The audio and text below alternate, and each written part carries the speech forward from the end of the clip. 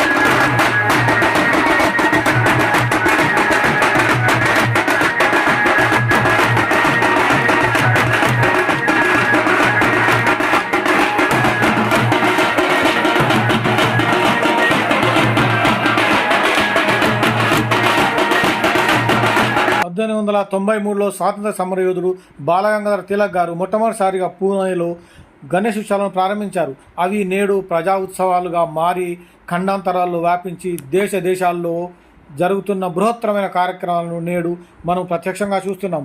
British వాళ్ళ దమననీతికి వ్యతిరేకంగా ప్రజల్లో చైతన్యం నింపడానికి మొదలైన ఈ ఉత్సవాలు నేడు ప్రజల్లో ఎంతో ఉల్లాసాన్ని నింపుతున్నాయి.